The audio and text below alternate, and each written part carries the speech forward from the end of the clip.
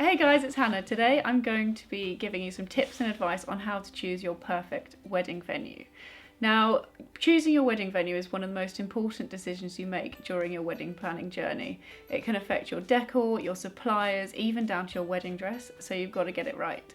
So here's some tips on how to do it. So the first thing you've got to think about is your vision. How many guests do you want to invite, or how many do you have to invite?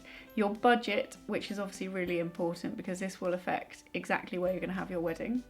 Your style, whether you want to have a marquee wedding, whether you want a big venue, whether you want it traditional. And you've also got to think about the date. So what time of year you want to have your wedding, and making sure that the key people are also available on that date is important. Write it all down, from the number of guests, the budget, the style, and it gives you a template then to work to for the rest of your planning. So when you're looking at venues, you can cross off the ones that maybe won't work. Now, next up is to do your research. Now, this can be a little bit tedious, but really important in making the right decision. You don't want to book the first venue that you choose. Even if you do fall in love with it, keep going, keep researching, look at others, because even if you do go back to the first one, it can be really useful as a tool to negotiate between the two and perhaps get the cost down. I've put together a research spreadsheet which is downloadable below.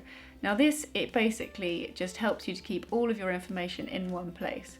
So going through the venues, whether you have to use their caterer, whether you have to use their florist, the capacity of each venue, the format that you'd have to use. So once you've got all of the information down on the sheet, you can then look at the venues against each other and work out which one is best. So it's obviously really important to think about your budget, and it's really key to be realistic with yourselves when thinking about your budget. You don't want to go along looking at amazing venues and then later realise that you can't actually afford to get married there. That would just be disappointing. It's important just to be realistic from the start. It's also really important to make sure you do a really detailed budget sheet before you sign any contracts with venues.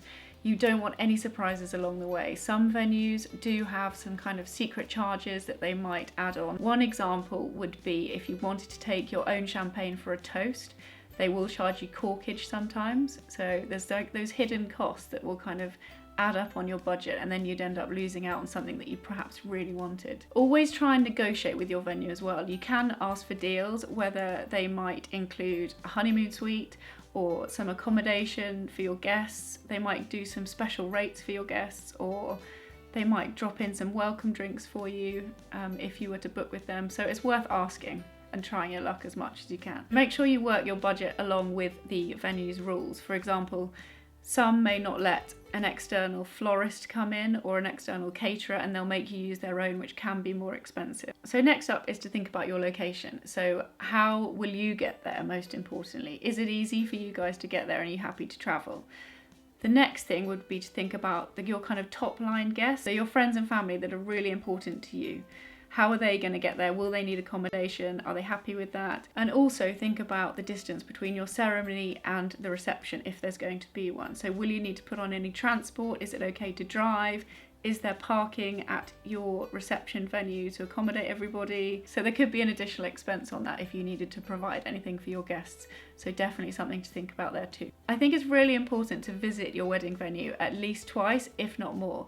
It's really good to see how different it is at different times of the day that you will be there for your wedding. So visit a few times and see how it feels at different times of the day. So say for the morning, if your ceremony is going to be happening there, see what the light's like, see how the rooms work, and then if you're going on to the reception, see how the light is in the evening, whether you need extra candles, lighting, kind of mood lighting, uplighters, just to add more effect and more atmosphere is really key.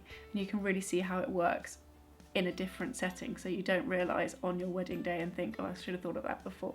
If it's possible, it's also really good to see the venue when it's actually in action. So when it's set up for someone else's wedding. So whether they'll just let you pop in and have a look before the wedding starts to see how it's set up and see how you want yours set up. So you can probably get some ideas or think, oh, I don't like that, maybe I should change that and do something else. It's really good to kind of steal other people's ideas and have a look at different setups. When you're visiting the venue, it's also a really good chance to check out the staff and who will be working on weddings. So you can find out exactly who's going to be there for your wedding day and see how they're running it all. Make sure you're happy with them. Make sure you ask who's going to be on site during the day and also how long they're going to be staying there for. So you want someone on site that you can call on right until the end of your wedding day. So the next thing you want to think about is, do the venue spaces fit your exact requirements? So think about your ceremony, your drinks, your reception, and also your party space, and does the flow of people work around the venue? So you'll find in some venues that they'll use the same spaces again. So basically you'll have your wedding reception in one room,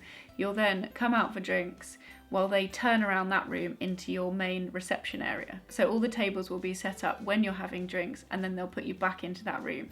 Now that's brilliant as long as the flow works and they're used to doing that and they can do it within that time. So make sure they can do that quick enough to not lose the magic. And sadly, if you're getting married in England, you do have to think about a rain contingency. So what happens if your wedding drinks are planned to be outside on the lawn on a beautiful day and it actually rains?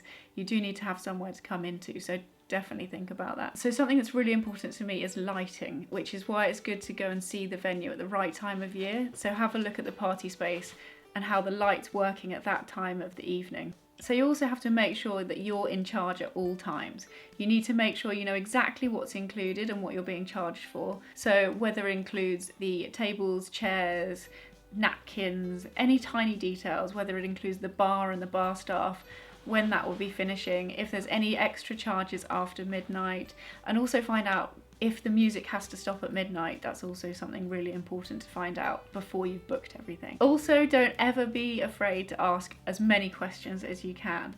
You basically have to have all of the answers that you can, and always put everything in writing. So if you go to the venue and they've agreed on certain points, email them back saying, thanks so much for my meeting, this is what we've agreed, can't wait for my wedding day, just so that you've got it all in writing, so you can then say back to them, no, here it is, and this is exactly what is going to happen. It's also really good to think outside the box. How do you make your wedding day different from all the rest? And also how the venue can help you do this. They may have ideas that you hadn't thought about, so you kind of use their knowledge as well. It's also really important to make sure that they don't have any restrictions that you don't know about. So if you're really keen to have fireworks or a fire performance or a certain kind of music or a pizza oven or any kind of idea that you've come up with, they may have restrictions on outside suppliers coming in. Whether it's noise or fire related, it's definitely worth checking on that. And finally, does it really feel right to you? I really have a belief in gut feeling. So do you walk in and think, this is the place we're going to get married? I love it. I think you have to really just go with your emotions and believe in that. So I hope that helps you to choose your perfect wedding venue. Do come back to Brides Force for lots more hints and tips, and we'll see you soon.